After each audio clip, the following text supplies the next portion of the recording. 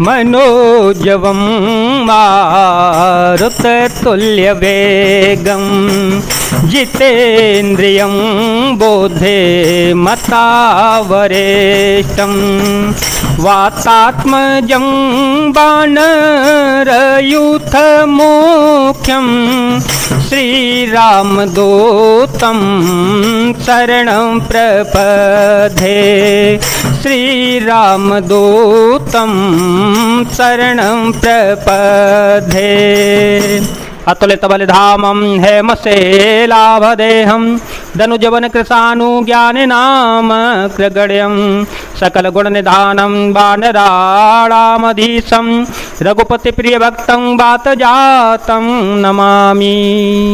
जामवंत के वचन सुहाए सुन हनुमंत हृदय अति भाए तब लगे मोहि परिखे हूँ तुम भाई सह दुख कंद मूल फल खाई जब लगी आवो सीतहि देखी होए काजो मोहि हर सवे सेती यह कहे नाहि सवहि कहूँ माता चले ओ हरसिय धरी रघुनाथा।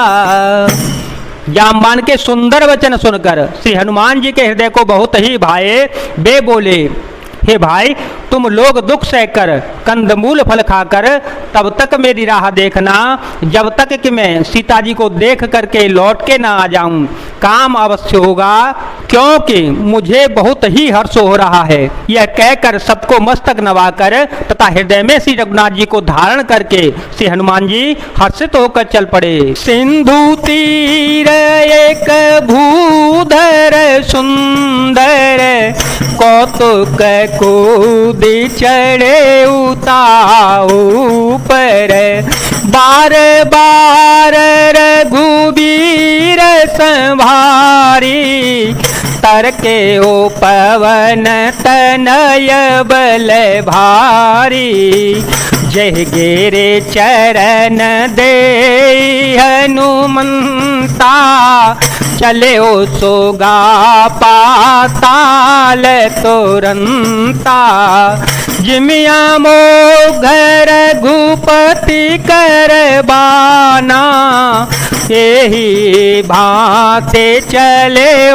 हनुमाना जलने धेर घोपति दूत बिचारी ते में ना कहो ही श्रम हारी। समुद्र के तट पर एक सुंदर पर्वत था। श्री हनुमान जी खेल से ही अनायास ही कूद कर उसके ऊपर जा चढ़े और बार बार श्री रघुवीर जी का स्मरण करके अत्यंत बलवान हनुमान जी उस पर से बड़े वेग से उछले। जिस पर्वत से श्री हनुमान जी पैर रखकर चले, जिस पर से वे उछले वह तुरंत ही पाताल लोक में धस गया।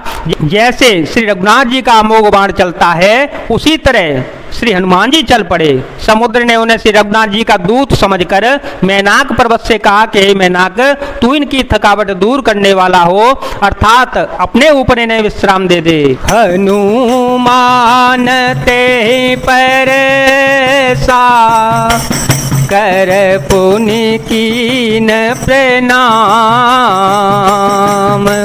राम काजू कीने बेनो मोहे कहाँ विश्राम।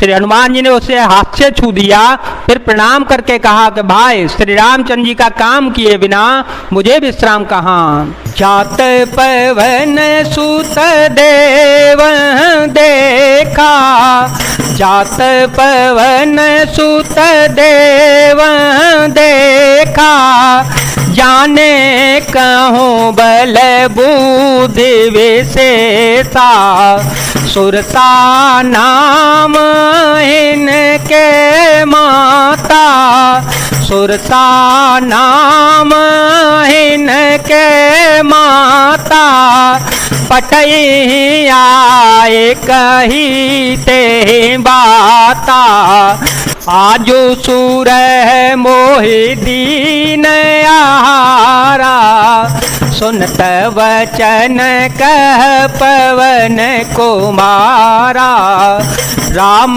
का जो करे फिर में आओ सीता कई सुधि प्रभु सुनावो। देवताओं ने पवन पुत्र श्री हनुमान जी को जाते हुए देखा। उनकी विशेष बल बुद्धि को जानने के लिए परीक्षार्थ उन्होंने सुरसा नामक सर्पों की माता को भेजा। उसने आकर श्री हनुमान जी से यह बात कही, आज देवताओं ने मुझे भोजन दिया है। यह वचन सुनकर पवन कुमार श्री हनुमान जी ने कहा, श्री राम जी का काम करके मैं लौट आऊं और सीता जी की खबर प्रभु को सुना दूं।